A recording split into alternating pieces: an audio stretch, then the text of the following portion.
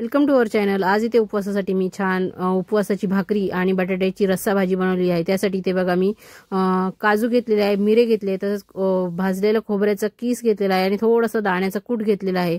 तर हे सर्व कोरडे जिन्नस मी आधी मिक्सरमध्ये बारीक करून घेणार आहे।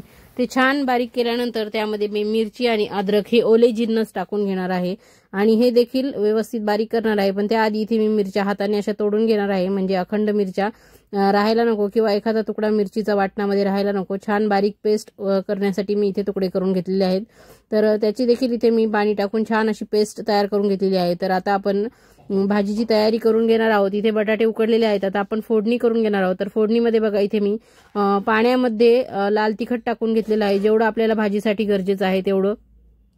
तर याआधी बघा मी दह्यामध्ये लाल तिखट टाकून तुम्हाला अशा पद्धतीने फोडणीत टाकून दाखवलं होतं। तर इथे मी पाण्यामध्ये लाल तिखट कालवून टाकलेलं आहे, त्यामुळे तेलामध्ये तिखट छान परतलं जातं आणि भाजीला छान तर्री देखील येते आणि तसेच घरामध्ये मिरचीचा ठसका देखील होत नाही अशा पद्धतीने केल्यावर, आणि तिखट देखील छान तेलामध्ये परतलं जातं।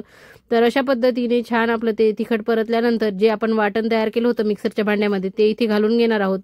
तर वाटण इथे टाकल्यानंतर छान हे वाटण या फोडणीमध्ये तेलामध्ये व्यवस्थित आपल्याला परतवून घ्यायचं आहे, छान तेल सुटेपर्यंत। तर व्यवस्थित असं हे वाटण सगळं टाकून घेणार आहे आणि मिक्सरचं भांडं स्वच्छ धुवून नंतर आपण पाणी ऍड करणार आहोत। तर या वाटणामध्ये व्यवस्थित तेल सुटेपर्यंत चांगलं हे 1-2 मिनिटं परतून घ्यायचं आहे हाय फ्लेमवर। तर अशा पद्धतीने बघा इथे आता तेल सुटलेलं आहे वाटणाला। तर मिक्सरच्या भांड्यामध्येच मी पाणी टाकून छान त्याला धुवून ते पाणी इथे ऍड करणार आहे। पण त्याआधी इथे आपण मस्त हे परतल्यानंतर यामध्ये उकडलेले बटाटे घालून घेणार आहोत। हे बटाटे देखील या मसाल्यामध्ये छान पद्धतीने परतवून घ्यायचे आहेत, एकदम व्यवस्थितपणे परतवून घ्यायचे आहेत, म्हणजे बटाट्याला देखील या मसाल्यांचा फ्लेवर छान लागेल आणि भाजी खाताना बटाटे असे आणि लागणार नाही, ते देखील छान मसालेदार असे लागतील। तर अशा पद्धतीने व्यवस्थित हे सगळं मिक्स करून घ्यायचं आहे आणि त्यानंतर मिक्सरचं भांडं धुवून यामध्ये आपल्याला किती दाटसर किंवा किती घट्ट भाजी पाहिजे आहे त्यानुसार तुम्ही इथे पाणी ऍड करू शकता। मी इथे काजू, खोबरं आणि दाण्याचं कूट वापरलेलं आहे। तुम्ही इथे थोडीशी दुधावरची साय देखील वापरू शकतात फोडणीमध्ये। त्यानंतर तुम्ही म्हणजे ज्या खरबुजाच्या बिया आहेत आणि काजू हे भिजून देखील त्याची पेस्ट करून याचं वाटण देखील तुम्ही या भाजीसाठी वापरू शकतात। त्यामुळे छान हॉटेल स्टाईल अशी क्रीमी भाजी तुमची तयार होईल उपवासाची। तर इथे बघा मी चवीपुरतं मीठ देखील टाकून घेतलेलं आहे आणि मीठ टाकल्यानंतर या भाजीला छान उकळी येऊ द्यायची आहे आणि आपली ही भाजी इथे रेडी झालेली आहे। तर मस्त अशी पातळ रस्सेदार भाजी मी इथे तयार केलेली आहे। अगदी आपण आपली बटाट्याची भाजी पुरी करतो त्यानुसारच इथे ही भाजी तयार झालेली आहे उपवासाची। ही तुम्ही वरईच्या भातासोबत, भगरीसोबत खाऊ शकतात, तसेच तुम्ही ही पुरीसोबत देखील खाऊ शकतात। पण मी आज या भाजीसोबत खाण्यासाठी भाकरी बनवणार आहे। तर इथे भाजी आपली रेडी झालेली आहे, आता हिला छान उकळी येऊस तर बाजूला ठेवून देऊ आणि इथे मी भाकरीची तयारी केली आहे। तर इथे भाजणीचं पीठ घेतलेलं आहे उपवासाचं, त्यामध्ये उकडलेला बटाटा घालून घेतलेला आहे आणि थोडंसं मीठ देखील टाकून घेतलेलं आहे चवीपुरतं। बटाट्याच्या मॉइश्चरमध्ये पीठ जेवढं भिजवता येईल तेवढं आपल्याला भिजवायचं आहे।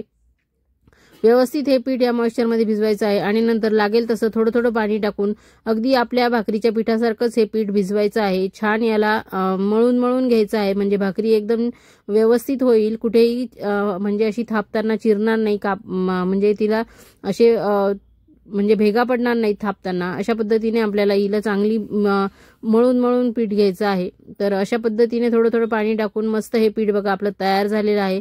तर इथे मी थोडंसं वरईचं पीठ टाकून घेणार आहे, जे की आपलं भाजणीचंच पीठ आहे आणि भिजवलेल्या गोळ्यापैकीच एक छोटासा गोळा घेऊन इथे मी मस्त पातळ अशी भाकरी तुम्हाला थापून दाखवणार आहे। तर तुम्ही देखील अशा उपवासाच्या भाकरी करतात का ते मला कमेंट करून सांगा।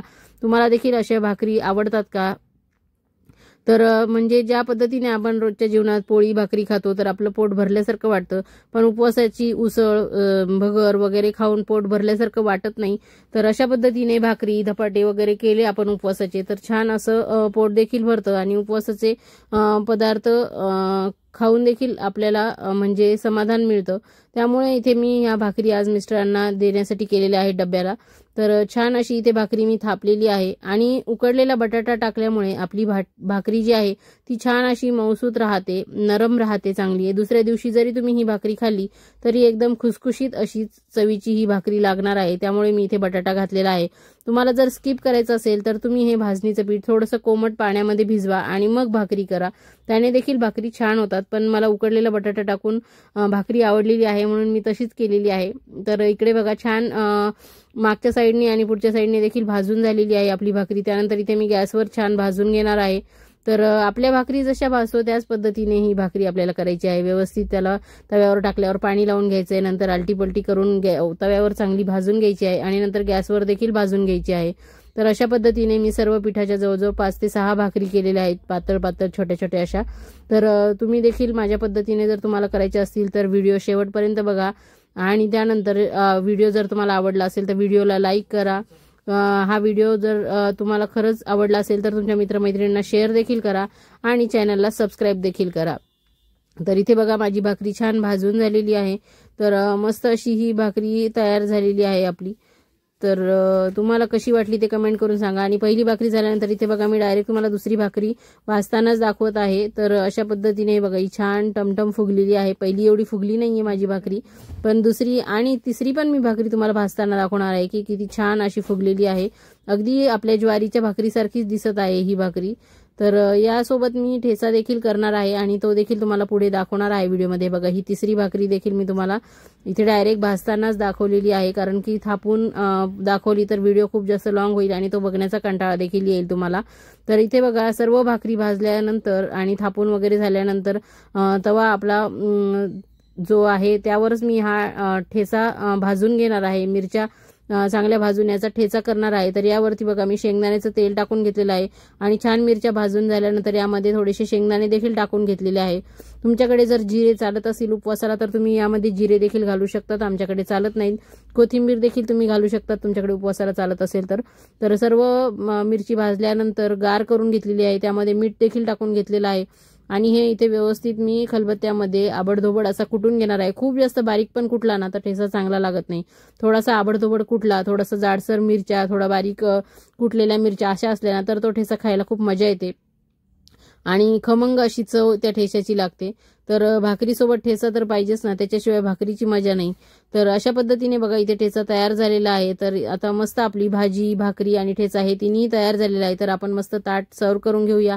तर इथे बघा मी मीठ आधी ताटात वाढून घेतलेलं आहे, त्यानंतर भाजीवर पिळून घेण्यासाठी मस्त लिंबू घेतलेला आहे, त्यानंतर हा ठेचा देखील घेतलेला आहे. तुम्ही हे लिंबू ठेच्यावर देखील खाऊ शकतात कारण ताजा ताजा ठेचा थोडासा तिखट लागतो.